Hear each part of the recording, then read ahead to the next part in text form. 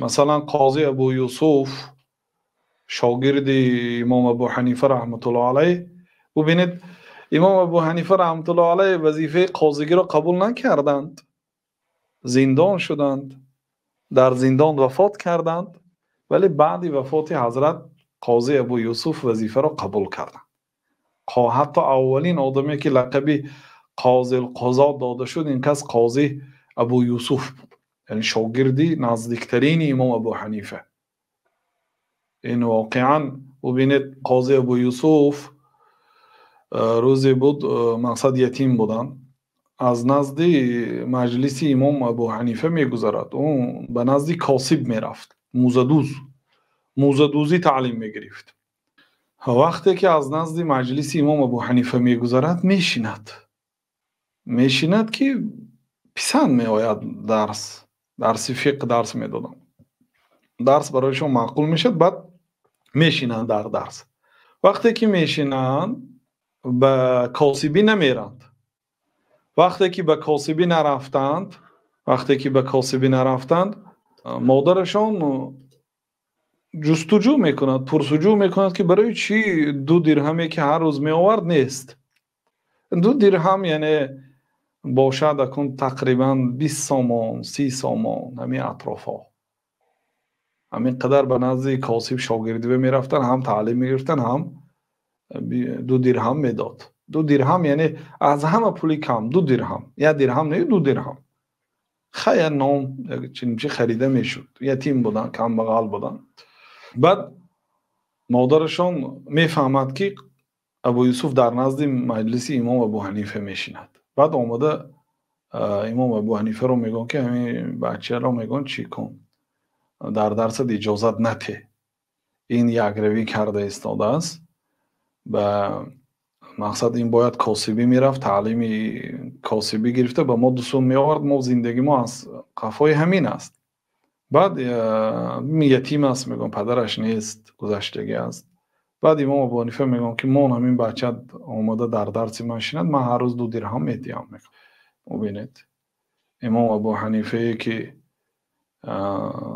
پیری مذهب گفته دعوا میکنید، یعنی یا مراتب به سیره ایشان، یا مراتب به تقوای ایشان، یا مراتب به علم ایشان نظر کنید، سیره ترجمه حال ایشان رو خوانید. خلاصه 2 درهم من میدهم. میگم تاجر بودن، ثروتمند بودند و اینشون سخی بودند، ثروتمندی سخت نبودند، به طالب علم ها به علما مال میدادند، پول میدادند تا اینکه مشغولی به علم شوند. بعد گفتن که به نزد کاسب دیگه نرو، همین 2 درهم من میتیم. با همین امام قاضی ابو یوسف شروع کردن در مجلس ابو حنیفه رحمت الله علیه می نشستند و خیلی وقت گذشت و قاضی ابو یوسف، یعنی که اون وقت یک کودک بودن، بیمار شدند.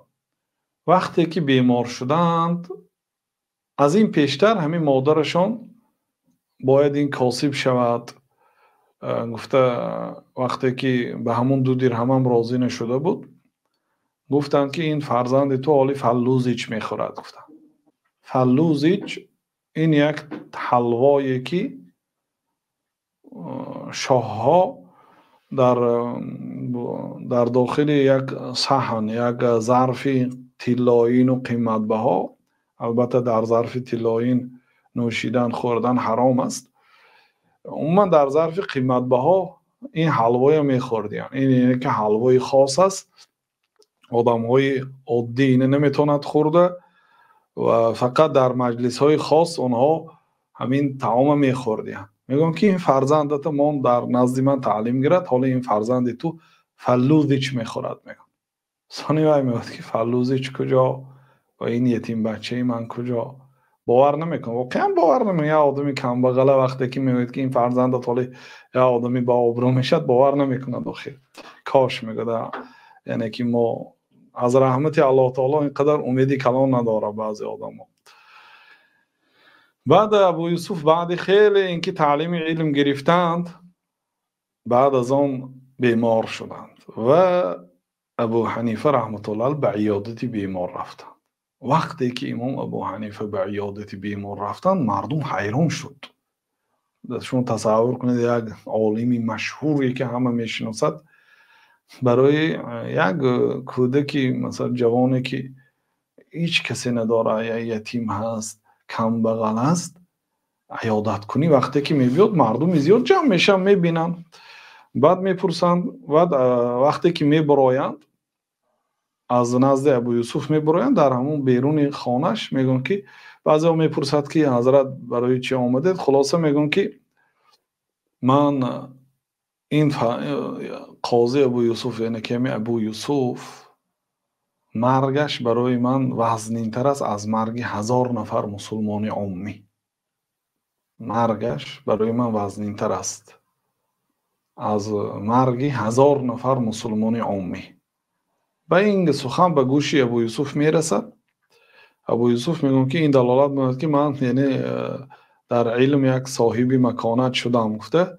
بعد اینکه صحت میشن برآمده در مجلس در مسجدی که امام ابو حنیفه درس میدن مجلسی الهیده تشکیل میکنن، درس الهیده تشکیل میکنن، حلقه مردم همین خیلی از اگر همین حلقه کشاید یا یک کانال کشاید این پسچیک جمع میشد، یک کس تماشا میکنه خواه گپی باطل است خواه گپی حق است.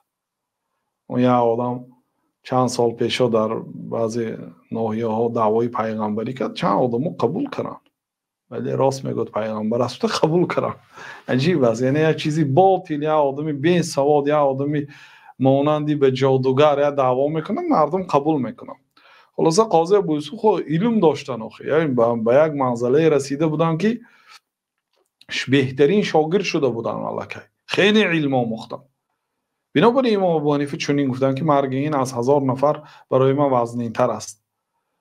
وقتی که درس شروع کردن امام ابو حنیفه دیدن که کسی در او دورتر حلقه کشیده. گفتن کی اونجا حلقه کشیده است؟ گفتن ابو یوسف.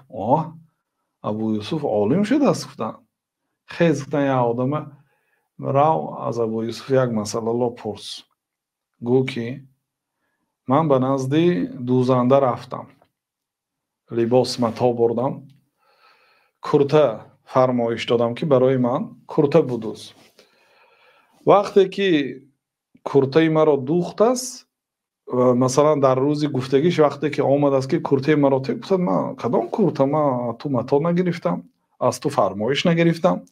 گفته این کار کرده است. خلاصه این کار کرده است دیگه، من متا نگرفته است از این آدم. خلاصه به قاضی بردن. اناکون حکمی قاضی یعنی که تو که علمدار هستی مقصد به سوال جواب ده. همچون یک آدمی عامی میرد سوال میتید. اگر رفت و قاضی ابو یوسف گفت که خب کرته را بعد در نزد قاضی برگردانید. گفت که بله راست میگفت، در حقیقت من یک وقتی از این متا گرفته بودم، این کرتهش هست. گفته میدهد. اکنون سوال همین که آیا مزدی دوخته اش را دهد یا نه؟ یا قصه این خیر بود که کرته میبیارد و خورد کن میگد، کمتر امین خورد کن برای من در آستر است میگد. خلاصه خورد میکند و این کار میکند، کرته نگرفتم میگد. وقتی که شکایت به قاضی میکنند خلاصه بعد اعتراف میکند، بعد میگن که اکنون همین پولی مهنتش را دهم یا ندهم، برای اون که خورد کرد کاخی یا خورد کرد نکرد خلاصه مزدش را دهم یا نه.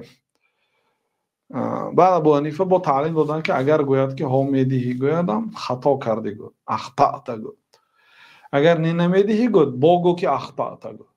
میرد سوال میدهد، قاضی ابو یوسف میگن که میدهد، میگن باید پول رو میدهد، میگن که خطا کرده، میگن که ها دروغ گفتن نمیدهی، میگن نمیدهی، میگن بعد میگن که اخطأت خطا کرده.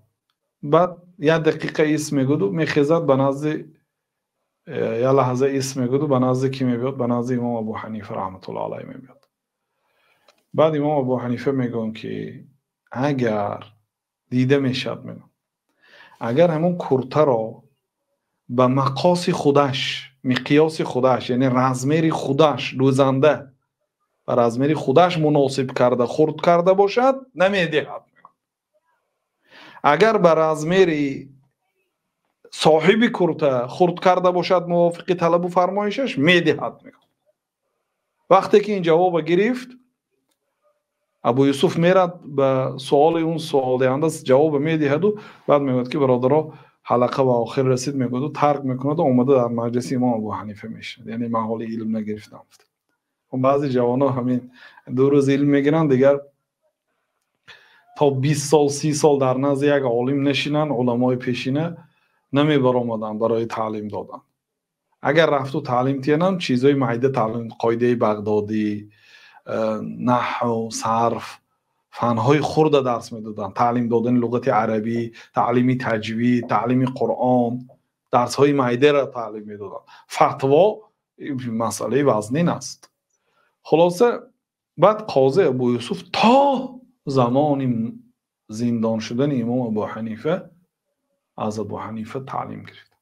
وقتی که ابو حنیفه رحمت الله از دنیا گذشتند، بعد از آن یعنی که به فتوا نشستند و خلاصه قاضی تمامی مسلمان های دنیا گشتند. مسلمان ها در آن زمانه خلافت بود، یک راهبر تمامی مسلمان های دنیا را اداره میکرد، خلافت بود. و قاضی ابو یوسف طبق مذهب امام ابو حنیفه فتوا میدادند. بنابراین 60% دنیا امروز طبق مذهب امام ابو حنیفه حکم میکنند. یعنی اکثر دولت ها همین جاری شد. یعنی این سبب پهنشوی مذهب امام ابو حنیفه است. ببینید واقعا بعد یه روز وقتی که قاضی القضات میشد، قاضی تمام قاضی های مسلمان ها میشد، در بالای تمام قاضی ها راهبر، قاضی کلام. بعد یه روز ناگهان با یک امر به نزد خلیفه میدراید که در نزدش کسی مهمان آمده است. خلاصه فلوزیچ به قاضی ابو یوسف هم دراز کرده میشد که حضرت بگیرید از این گفته. بعد فلوزیچ به دست میگیرن و میگن که رحم الله ابا حنیفه، الله تعالی ابو حنیفه را رحم کند. روزی گفته بود که این بچه حالی فلوزیچ میخورد، گفته بود، گفته گریه میکنن که همون روز شد. گفته خلاصه به سبب قاضی ابو یوسف. ببینید شاگرده که نظرتان نمیگیرد، شاگرده که هر روز تحقیر میکنید، جنگ میکنید، ملامت میکنید، علم شما رو میرساند فردا. همین قاضی ابو یوسف سبب شد که مذهب امام ابو حنیفه پنج. مثلا مذهب امام شافعی را ابو بکر بیهقی پهن کرده است. بنابراین بعضی علما گفتند که امام شافعی به تمام شافعی مذهب ها فضل دارد غیر ابو بکر بیهقی. ابو بکر بیهقی در بالای امام شافعی فضل دارد چون که مذهبش را اون پهن کرده است. مذهب داوود ظاهری را ابن حزم ظاهری پهن کرد. یعنی مذهب ها خودی صاحب مذهبی من پهن شد. اون مذهب گفته که چیز نبود در زمان اونا فقط با خاطر الله تعالی شریعت تعلیم دادن، تمام رفتن. نه میخواستن که مردم به فتوای آنها عمل کنند و آنها مشهور شوند و نه. بنابراین شیخ الاسلام رحمت الله علیه گفتن که امام ابو حنیفه، امام مالک، امام شافعی، امام احمد اینها اهل جنت هستند. حالا اون که عقیده اهل سنت و الجماعت این است که ما یگان کسی که پیغمبر صلی الله علیه و سلم نامش گرفته فلانی جنتی نگفته باشه ما نمیتونیم جنتی گفتن که ابوبکر جنتی هست، عمر جنتی است، عثمان جنتی است، علی جنتی است. 6 یاری بهشتی در باقی ماندهش هم گفتن، سعد و سعید و عبدالرحمن و طلحه و زبیر، اینچنین ابو عبیده و اینچنین در دیگر حدیث ها همسراشون به جنت وعده دادن و بعضی آدمای از زنی سیاه پوست وعده دادن که این جنتی هست. بسیار آدم‌های در علاهیدگی گفتن که فلانی جنتی است. عکاش ابن محصن در حدیث که فلانی جنتی هست گفتن. لیکن وقتی که رسول الله صلی الله علیه و سلم از دنیا گذشته ما نمیتونیم یه آدم بگیم که فلانی جنتی. لیکن شیخ الاسلام تونستن گفتن که امام ابو حنیفه، امام مالک، امام احمد، امام شافعی جنتی هستند بناهن به یک حدیث که پیامبر صلی الله علیه و سلم گفتن که انتم شهداء الله فی الارض، شما شاهدان الله در روی زمین هستید. یعنی این خیر شدنش ناممکن است که تمامی مسلمان ها یک عالم دوست دارد و به وی فقط رحمه الله رحمت الله علیه گفت. و این 4 امام ها به این مرتبه رسیدند. در کجای روید اینا به نیکی ذکر می شوند، سخنهای اینا، فتواهای اینا و الا غیر اینها عالم های زیاد بودند، بسیار بودند، برابر اینها علم داشتند یا از اینها زیاد هم داشتند. ولی به یگان سبب الله سبحانه و تعالی به ایشان قبول نداد. بنابراین مذهب‌های اینا پهن شد. نباشد همون وقتا تقریبا 50-60 نفر عالم‌هایی بودند که صاحب مذهب بودند.